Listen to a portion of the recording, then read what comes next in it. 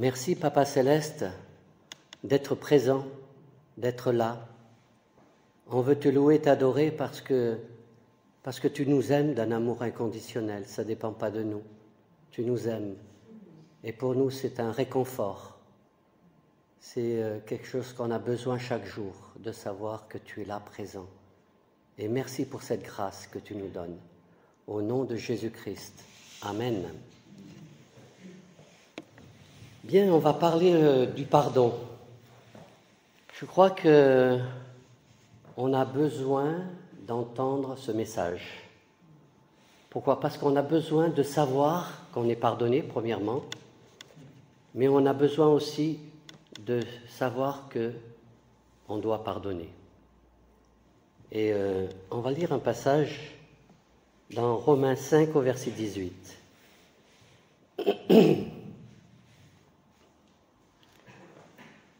Ainsi donc, comme par une seule offense, la condamnation a atteint tous les hommes, de même par un seul acte de justice, la justification qui donne la vie s'étend sur tous les hommes, car, comme par la désobéissance d'un seul homme, beaucoup ont été rendus pécheurs. De même, par l'obéissance d'un seul, beaucoup seront rendus justes. Or, la loi est intervenue pour que l'offense abondât, mais là où le péché a abondé, la grâce a surabondé. Verset 21, afin que, comme le péché a régné par la mort, ainsi la grâce régna par la justice pour la vie éternelle, par Jésus-Christ notre Seigneur. Alors on voit une chose importante là, comme, on reprend le verset 18, comme par un seul offense, la condamnation a atteint tous les hommes. Et on sait qu'Adam a péché et que toute la génération après, on était condamnés, on était sous le péché. De même, par l'acte de justice, la justification qui donne la vie s'étend sur tous les hommes. On sait que Jésus-Christ a payé le prix fort de sa vie, le prix que simplement il est allé à la croix. On voyait que dans le jardin de Gethsémane, il a souffert, il savait ce qui allait se passer. Et pour lui, ça a été scientifiquement, il a transpiré des gouttes de sang. C'est quelque chose d'interne, de très fort, de très, comment on peut dire, donnez-moi un terme, très dur, très... une pression, voilà, une grosse pression. Il savait ce qui allait se passer, qu'il allait mourir pour les péchés du monde entier, d'accord? La pression qu'il avait simplement d'aller mourir pour le monde entier. Et non seulement ça, la chose la plus difficile pour lui, je crois que c'était la séparation de son père. Parce qu'il est devenu pécheur, et son père s'est détourné de lui. Donc c'est dur, quand il pensait à tout cela dans le jardin d'Éden, le jardin de Gethsémane. Et au verset 19, car comme par la désobéissance d'un seul homme, beaucoup ont été rendus pécheurs. De même, par l'obéissance d'un seul, beaucoup seront rendus justes. Et j'aime ça. On voit ici que depuis la chute d'Adam, on a hérité de beaucoup de choses. Premièrement, l'apparence. Quand on voyait Adam et Ève étaient dans le jardin d'Éden et il avait une apparence devant Dieu, il était satisfait, il était pleinement rempli. L'apparence a été remplacée par le rejet. Du coup, on a besoin de se sentir et que nous appartenons à quelqu'un. Donc on a un manque, un manque d'appartenance à quelqu'un. Et bien souvent, quand les non-chrétiens, ils appartiennent à un groupe, je sais pas, du rock, voilà, ils appartiennent à quelqu'un. On a besoin, parce qu'on est né pour appartenir à quelqu'un, d'accord? Depuis aussi la chute, l'homme souffre d'une mauvaise image de lui-même. Et c'est dans notre nature, comme il disait André, simplement le fait qu'on peut se disputer entre nous, c'est parce qu'on a une image qui remplace l'apparence. Non, où j'en étais. L'apparence, l'innocence a été remplacée par la culpabilité et la honte. Et on a donc besoin de valeurs personnelles qui soient remplacées. Donc, cette innocence que Adam avait dans le Jardin d'Éden a été remplacée par la culpabilité et la honte. Donc, dans notre chair, on a ça à l'intérieur de nous. Depuis la chute aussi, l'homme souffre d'une mauvaise image de lui-même. Il va donc chercher son identité dans ses talents, ou dans son intelligence ou dans son apparence, au lieu de trouver son identité en Christ. Donc voilà, on a une chair, c'est pour ça que si on marche dans la chair, on a souvent des disputes, des choses comme il parle si bien André. Et l'autorité, quant à elle, a été remplacée par la faiblesse et l'impuissance. On va donc chercher la force et la maîtrise de soi. Et on va tourner dans Romains 3, verset 10. On connaît ce verset. Selon qu'il est écrit, il n'y a point de juste, pas même un seul. Nul n'est intelligent, nul ne cherche Dieu. Tous sont égarés, tous sont pervertis. Il n'y en a aucun qui fasse le bien.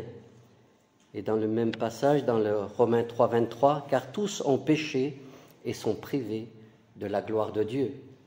Donc, voilà ce qu'on a hérité d'Adam. D'accord ? Mais heureusement, il y a une issue. Une issue qui nous a été offerte. L'échec d'Adam a été remplacé par la réussite totale de l'œuvre de Christ à la croix, qui nous a restitué notre identité perdue. Waouh! Ça c'est beau, de savoir que Christ, il a payé le prix fort pour nous. Il est allé jusqu'à la croix. Il a versé ce sang. Et aujourd'hui, on peut lui dire merci Seigneur. Parce que c'est vrai que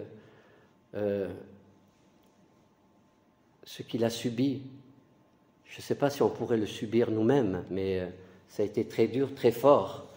Mais en même temps, il voulait aller jusqu'au bout. Parce que grâce à ce qu'il a fait, ce sang qui a coulé à la croix, aujourd'hui on est absolument libérés. Et heureusement, une issue nous est offerte. C'est-à-dire que si on a accepté, la plupart qui est ici a accepté Christ comme Seigneur et Sauveur. Et donc toute cette culpabilité, tout ce qu'on a hérité d'Adam, doit normalement plus exister. Elle est toujours là, mais elle ne doit plus exister. On doit regarder à Christ. Comme il a dit si bien André, simplement le fait qu'on regarde à Christ, alors là c'est différent. Pourquoi ? Parce que dans 1 Pierre 2, 24, ce que Jésus-Christ a subi à la croix, on l'a hérité pour le bien. Pour ses meurtrissures, nous sommes guéris. Par ses meurtrissures, nous sommes guéris. Donc, maintenant, notre décision à nous, c'est de chercher ce que Dieu nous a donné, notre identité en Christ. Et du moment où quand on va commencer à lire la Bible, on va chercher ce que Dieu nous a donné. Et là, on va avoir des richesses en nous. Romains 3, 24, ça c'est la solution pour nous. Ils sont gratuitement justifiés par sa grâce, par le moyen de la rédemption qui est en Jésus-Christ. La rédemption, c'est le prix de quelqu'un à payer à notre place. Jésus-Christ a payé le prix fort qui est en Jésus-Christ. Et c'est lui que Dieu a destiné par son sang à être pour ceux qui croiraient victime propitiatoire afin de montrer sa justice parce qu'il a laissé impunis les péchés commis auparavant au temps de sa patience. Je pense que tous ceux qui sont là, on a un jour accepté Jésus-Christ comme Seigneur et Sauveur, et maintenant on est pardonné, on est justifié, on est saint, on est pur devant Dieu. Le fait que Jésus-Christ a tout payé. Est-ce qu'on arrive à imaginer cela ? Ce matin, cet après-midi, je donnais un exemple. Imaginez qu'on était un clochard et on vivait dans la rue. pendant 20, 30 ans. Et un jour, quelqu'un arrive, il nous donne un certificat comme quoi on est le prince de ce château. Nous sommes devenus le prince de ce château. J'ai dit, attendez, vous rêvez. Comment moi je peux devenir le prince de château? Excusez-moi, mais voilà, tout est là. Hein. Maintenant, vous êtes le prince de ce château. Imaginez que ce gars, il commence à enlever ses vêtements, il change de vêtements et puis il devient prince. Alors il faut changer tout ce qu'il faisait dans la rue, il faut qu'il change tout. Et c'est un peu ça, nous. Maintenant, on était dans la rue, on était esclaves du péché et on est devenu enfants de Dieu. Je ne sais pas si on peut se rendre compte. Maintenant, on est devenu enfants de Dieu. Il faut tout changer dans nos vies. Nos pensées, nos actions, nos réactions, ce qu'on avait, toutes choses anciennes sont passées, toutes choses sont devenues nouvelles. Et maintenant, tout est en Christ. On est nouveau. Hein, ce prince, maintenant, il faut qu'il change toutes ses habitudes. Est-ce qu'on est prêt à changer toutes nos habitudes ou garder nos vieilles habitudes? On peut aussi dire, non, moi, je ne suis pas prince et princesse. Si, tu es prince et princesse. On est devenu enfant de Dieu. On n'est pas enfant du président de la République. Et ce serait incroyable d'être un enfant du président de la République. Non, on est enfant de Dieu, du Créateur, du ciel, de la terre, de l'univers visible et invisible. Je ne sais pas si on peut se rendre compte, mais c'est quelque chose d'énorme. Alors Dieu pourrait faire une liste de nos péchés, hein, mais il l'a mis au plus profond de la mer. Il ne compte plus, ça y est, il a payé le prix fort de nos péchés. Alors ne revenons plus en arrière. Dieu a lavé, purifié, sanctifié. Dans le psaume 103, verset 12, « Autant l'Orient est éloigné de l'Occident, autant il éloigne de nous nos transgressions. » Donc ils ne peuvent pas revenir. Hein. Et il les a éloignés une fois pour toutes. Il les a payés une fois pour toutes. Mais alors, que faire de nos péchés quotidiens? Car, hélas, nous péchons chaque jour. Dans nos pensées, dans nos actes. Hein. Mais on va tourner dans 1 Jean 1 au verset 8. Des fois, c'est des questions qu'on peut se poser. Oui, d'accord, je suis pardonné. Oui, mais chaque jour, j'ai des mauvaises pensées. Chaque jour, je pêche. Je vis encore dans cette chair. Même l'apôtre Paul, il dit, j'en ai ras-le-bol de vivre dans ma chair, quoi. Hein. J'aimerais être là au ciel avec le Seigneur. Et on a encore un laps de temps sur cette terre.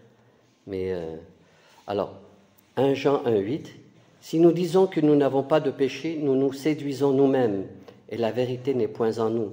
Si nous confessons nos péchés, il est fidèle et juste pour nous les pardonner et pour nous purifier de toute iniquité. Si nous disons que nous n'avons pas de péché, nous nous faisons menteurs, et sa parole n'est point en nous. » Donc, verset 9, « Si nous confessons nos péchés, il est fidèle et juste pour nous les pardonner et pour nous purifier de toute iniquité. » Voilà la solution pour nous, pour les péchés de chaque jour hein, qu'on peut faire. On a la solution, c'est de venir devant lui et déposer tous ces péchés. Confesser, c'est hémologéo. En grec, c'est admettre, avouer et déclarer. On admet, ok Seigneur, j'ai péché. Ça me fait penser à un petit témoignage personnel. Quand j'étais pâtissier, hein, pendant 35 ans j'étais pâtissier, et je faisais des pains au raisin. Je ne sais pas, vous connaissez, ah ben toi tu sais faire un pain au raisin. Donc on étale une pâte, ça dépend de la pâte, il y en a qui le font à la brioche, il y en a qui font à la pâte à croissant. Alors on étale une pâte, on met de la crème pâtissière, et après on met des raisins mis dans le rhum ou pas, ça dépend. On met des pains au raisin et on roule tout ça, d'accord? Ça fait un petit boudin. Après on coupe. Alors les premiers ne sont pas très beaux, alors après on coupe bien, on tourne ce pain au raisin, on met sur des plaques un peu éloignées, on les laisse gonfler, un peu de dorure et au four. C'est bien ça? Alors, chaque jour, je faisais ça, chaque matin. Et puis, il y avait un gars qui était là, et il me disait, « Pierre, ça me fait mal au cœur, là. Je dis, pourquoi? Il me dit, chaque fois que tu coupes le bout, tu le jettes. Pourquoi tu ne le prends pas, tu le mets avec l'autre bout, les deux ensemble, tu les cuis, et puis tu les emmènes chez toi pour tes enfants. C'est pas vendable, mais tu peux les emmener. Je dis, non, là, moi je sors rien, moi je suis simplement un ouvrier, là, je ne vais pas sortir quelque chose d'ici. Et puis chaque jour, elle fait, mais Pierre, allons, tu jettes à la poubelle, quoi. Je dis, c'est pas possible. Comment? Ok. Puis, à fur et à mesure, il m'a convaincu. Je dis, ouais, peut-être il a raison. Hein. J'ai rassemblé mes bouts, je les ai cuits avec les autres, donc le four, il n'y a pas de différence. Et puis j'ai commencé à emmener 2 jours à la maison. Et puis après, un jour, il commence à préparer un entremets. Je dis, tu fais quoi là? Il me dit, je dis rien au patron, je me prépare un entremets j'ai un anniversaire, je dis, mais comment En plus, j'étais le chef, alors il fallait... Je dis, comment ça? Tu prépares un gâteau et en douce, tu vas le prendre et tu vas l'emmener. Il me dit, non, je ne suis pas d'accord. Et toi, tes pains au raisin, alors? Tu les emmènes bien? Je dis, waouh! Il avait préparé son coup. Je dis, c'est incroyable. Mais Satan, il fait pareil. Hein? Oh, mais c'est rien, c'est pas grave. Hein? C'est rien. Et puis après, quand on est dans le péché, là, il dit, oui, c'est vrai, c'est pas trop grave, c'est un petit péché, c'est rien. Puis quand on est dans le péché, hop, il nous accuse. Et alors? Et maintenant? Tu vas faire quoi, là? On a 2 solutions. Ou dire, waouh! Et être accusé, et dire, c'est vrai, je me suis fait avoir. Ou leur dire, ok, c'est vrai, je suis dans le péché. Seigneur, je te remets cela entre tes mains. Et pardonne, tu dois confesser nos péchés et dire, c'est vrai, j'ai péché, je suis tombé dans le péché et je reconnais. Hein. Ou alors se laisser condamner, dire pendant des semaines, oh punaise, j'ai fait ça, oh là là, j'aurais pas dû. Hein. Non, la solution, elle est là, de venir tout de suite devant Dieu, subito, d'accord? Hein, j'avais prêché un message en Italie, c'est subito, un rebondir dans la grâce, subito, tout de suite, subito. Et plus on rebondit rapidement, et moins on s'enfonce. Et il y a un pasteur qui disait, quand on est dans la dépression, c'est qu'on a laissé plus de 500 fois les attaques du diable, on s'est laissé avoir. C'est-à-dire, le diable nous attaque, on l'accepte, on ne dit pas oui, je t'accepte, mais on accepte les condamnations. Hein, et on s'aperçoit qu'on est dans la dépression, hein, c'est qu'on a laissé les attaques du diable. Mais si on le fait tout de suite, on a une attaque et tout de suite on le remet devant Dieu, alors on a une stabilité dans notre vie chrétienne. D'accord? Il y a une chose qui arrive tout de suite, on le remet devant Dieu. Amen? Le faire quotidiennement, c'est important de ne pas couper notre communion avec lui. D'accord? Ça, c'est important de savoir qu'on a péché, tout de suite on vient devant Dieu et on dépose tout ça devant lui. Et cette communion, elle est toujours intacte devant lui. Et cela, ça évitera bien sûr des racines d'amertume ou de rancune vers quelqu'un. Hein, c'est le pardon. Moi, ça me fait penser au témoignage de Cathy, aussi avec son père. C'était difficile pour elle parce qu'elle a vécu des choses très difficiles dans sa vie. Hein, elle a vu son père se battre avec sa maman, tout ça, ça a été dur. Et elle ne savait pas trop comment pardonner à son papa. Mais quand elle est devenue chrétienne, elle a entendu qu'il fallait pardonner. Pour elle, elle dit, c'est pas possible. Je ne peux pas pardonner. Mais quand on sait ce que Jésus a fait pour moi ou pour chacun d'entre nous, hein, quand on sait que Jésus a pardonné absolument tous nos péchés et qu'on est devenu blanc comme la neige, hein, et que Dieu nous a purifiés, nous a sanctifiés, alors on peut à ce moment-là pardonner. D'accord? Et ça, c'est quelque chose d'important. Christ nous a pardonné et nous devons le faire. C'est un commandement et c'est pas si facile, mais c'est la libération. On se libère et on libère aussi l'autre. D'accord? Alors maintenant, on va voir cette portée du pardon. Pardonner, c'est libérer l'autre et être libéré. C'est aphéimi. Non, A-P-H-E-I-M-I. En grec, c'est qui veut faire disparaître. C'est le pardon, c'est quelque chose qui doit disparaître. Peut-être on a une difficulté, peut-être il y a eu quelque chose de difficile dans nos vies. Quelqu'un, j'imagine, quelqu'un qui a été abusé ou quoi que ce soit, c'est trop dur, c'est trop difficile. Il y a une sœur aussi qui était dans un camp de concentration et qu'il a vu qu'un gars a tué toute sa famille. Pour elle, c'était horrible. Et elle a pardonné à ce gars, elle lui a écrit un message, et lui, il a été tellement bouleversé qu'il a donné sa vie au Seigneur, et il s'est converti, il a donné sa vie, et c'était incroyable. Pardonner veut dire aussi justifier en grec, c'est diakoun, être considéré comme innocent. Pardonner, c'est aussi katalasso, qui veut dire réconcilier.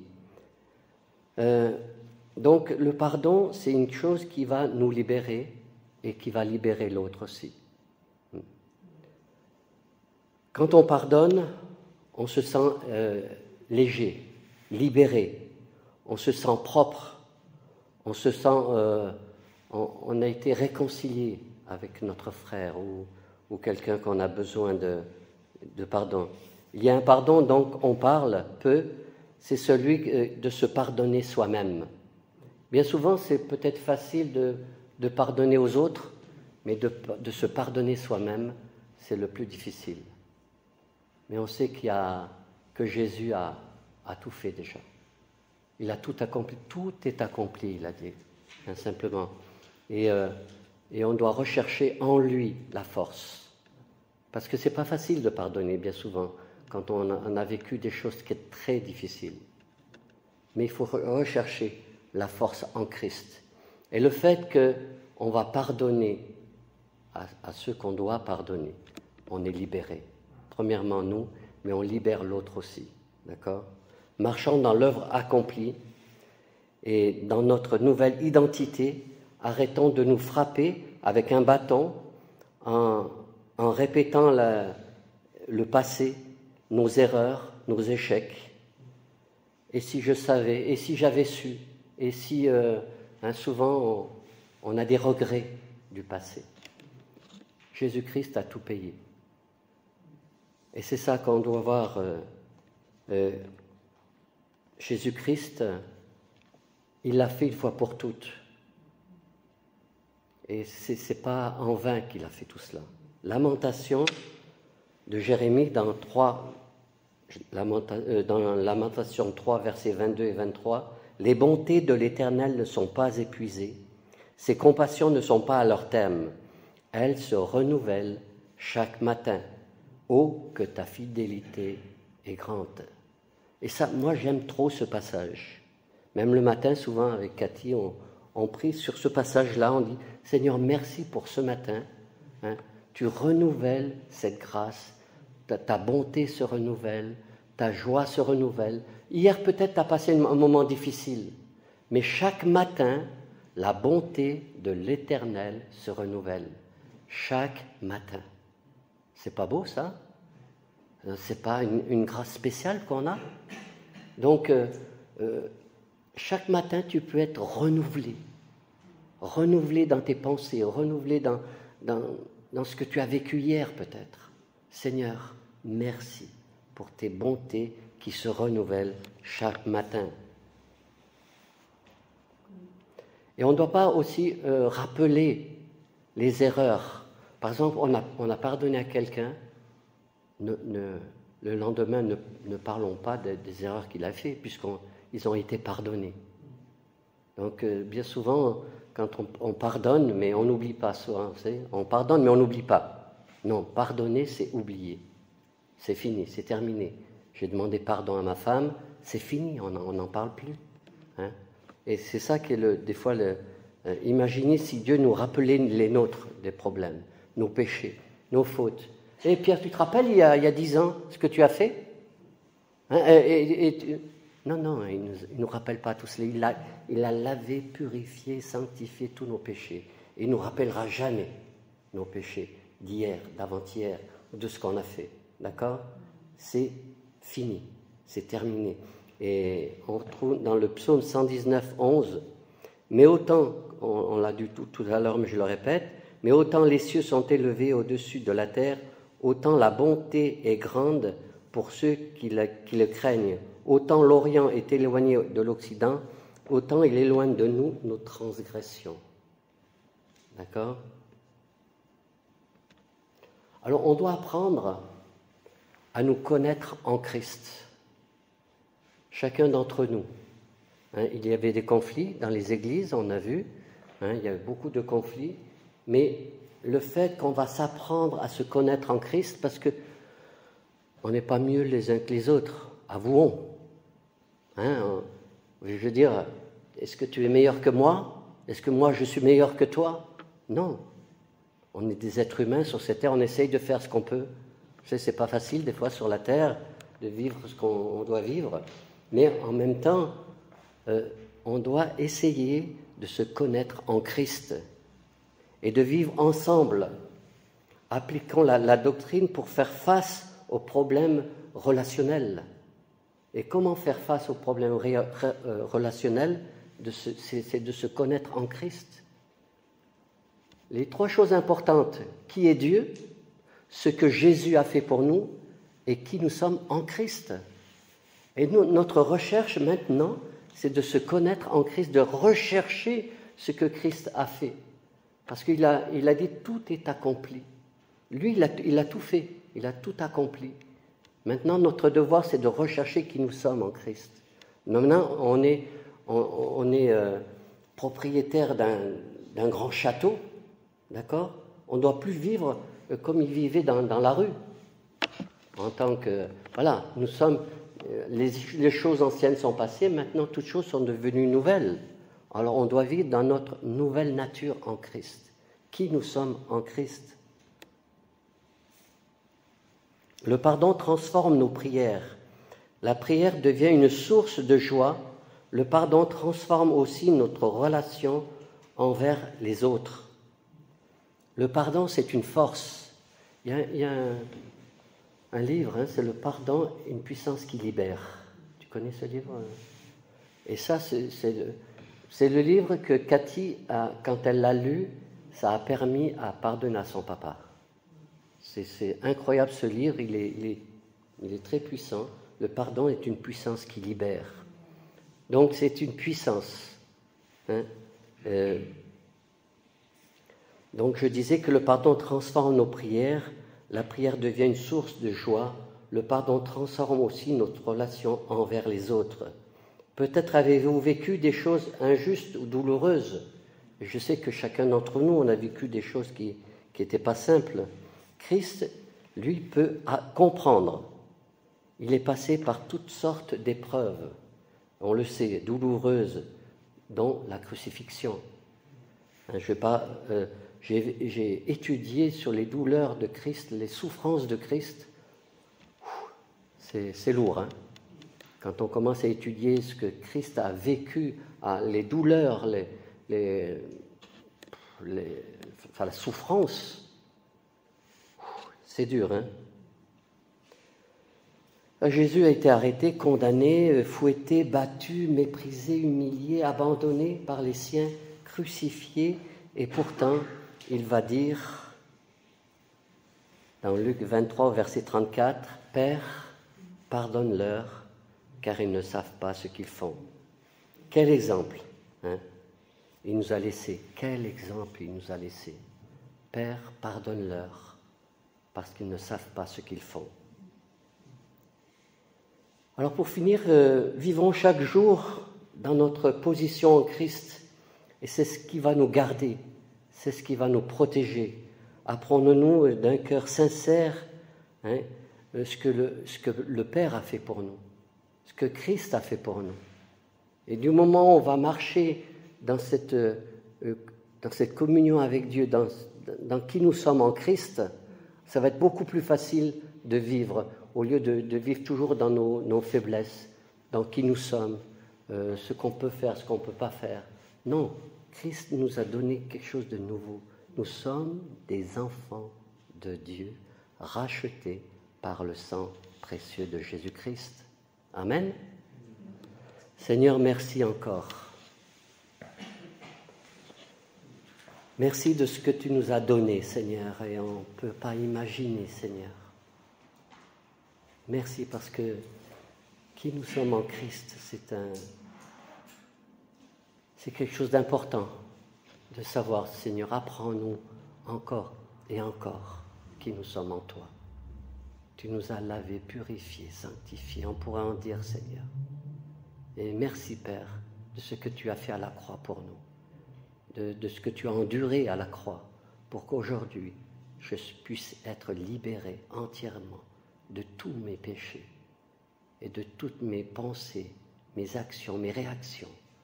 Merci, Papa Céleste, au nom de Jésus-Christ. Amen. Amen.